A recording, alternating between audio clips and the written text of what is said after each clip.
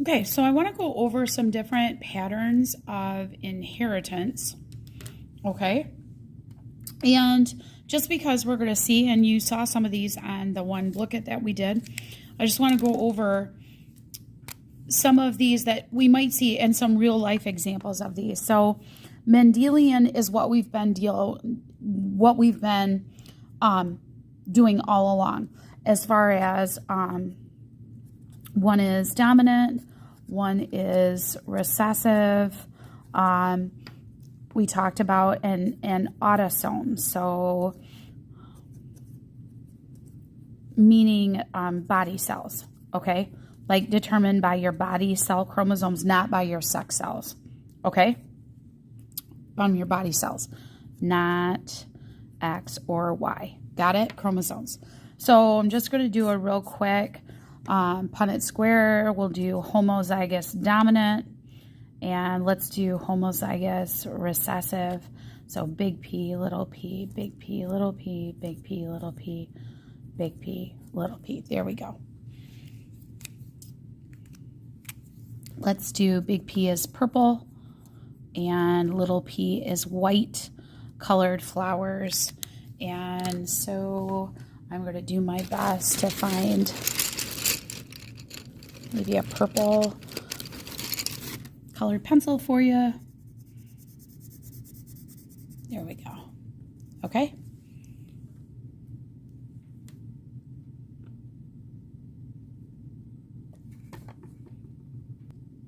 There. I'm going to zoom it in a little bit. There we go. Purple. Okay. The next situation that we want to talk about is, in some situations, there is a codominant. Okay. So both traits are expressed, and one doesn't mask over the top. And I'm going to show you an example. Well, we'll talk about this example. So let's use red.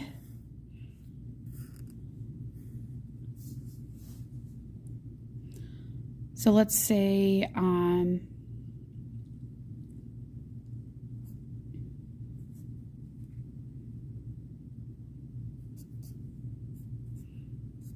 okay, so two alleles.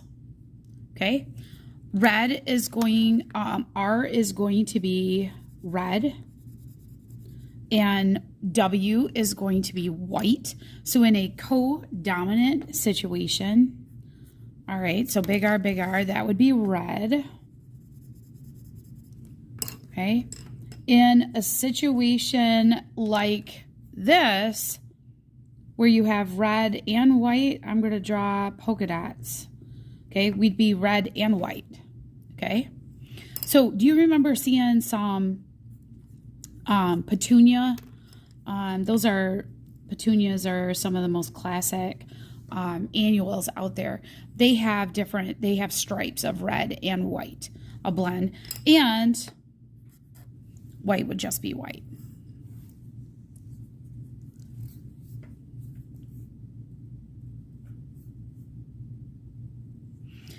The other situation with this is both codominance with multiple alleles, and this would be, oops, I didn't spell alleles right. Alleles. This would be ABO blood type. Okay, ABO blood type. And with this case, you can be AB blood, for example. You can be just A blood. You can just be B blood. You could be O blood. It's a codominant situation, except these two are both dominant over the O. So, meaning you can be AO and still be A blood, but yet if you have A and B together, you have AB blood. And if you have nothing, then you're O blood. Okay? Again, stuff that you've heard of before, right? Good thing. So yes, there's even a website that the genetics of the calico cat. So in mammals, it says sex is determined by 2 sex chromosomes, X and Y chromosomes, G's carried on. So I thought this was interesting. They have a normal female mammal. Look at, these are all of your chromosomes. But they talk about, see how it is. So not only is a calico cat co-dominant, see? So here's black and white right here. But not only are they co-dominant, they're also a sex-linked as well. Isn't that interesting? And it says, and so males, they can't have. I thought I had read somewhere that very few males, but this is interesting. So this would be more of the expression, the color. So that makes sense why most orange cats, again, are orange, are male cats as well. I found this. I thought this was interesting. Children born with semi-curly or wavy hair, an example of incomplete because it's a crossing of both straight and curly hair to produce offspring. I thought that was kind of cool. And there's our example of our colors. Isn't that neat? Okay, with incomplete dominant. So we talked about the general Mendelian, but there are some other exceptions with some traits, okay? It's not all just dominant recessive. Some characteristics are carried on your X or Y chromosomes. Okay, and when we do this, a Punnett square, you're not going to have to do, but let's say the H is for, is normal. Little h is hemophilia, which is a type of blood disorder. And so in this case, the X, again, little h, we have to do male or female and a male. Now this case, notice it's not on the Y, it's just located on the X chromosome in this case. There are some Y things that just affect the males and not female. Color blindness is another example of this that's carried on the X chromosome.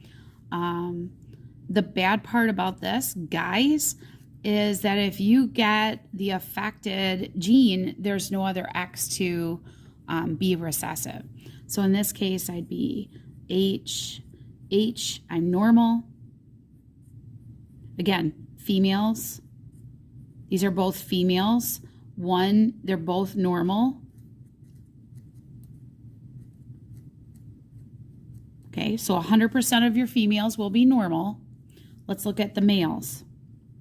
Okay, this male is normal. This male, on the other hand, is going to be affected.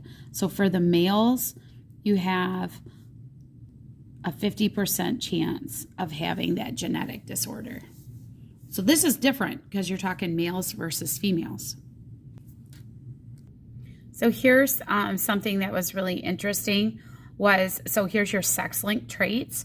So traits controlled by genes found on the X chromosome.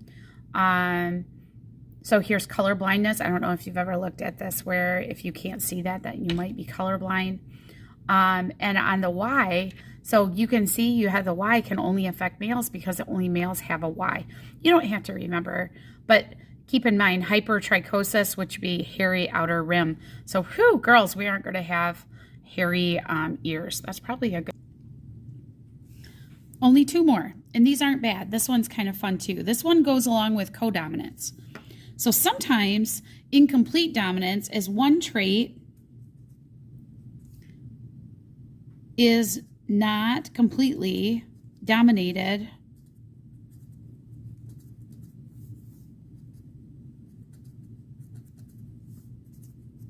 over the other. And you get a blend. Okay, so I'm going to use my red flower versus my white flower. Okay, so I was red. I am white. And then when you put the two together, what do you get when you blend red and white together? That's right, you get pink. Snapdragons are like this. We always use the Snapdragon example. So you get pink, a blend of the two.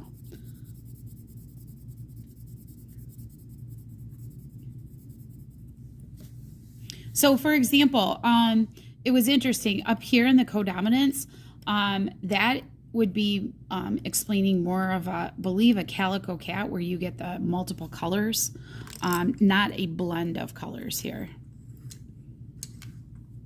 But I will tell you though, with cats, it's it's interesting. Calico cats, the majority of them, I don't have a percent, are female.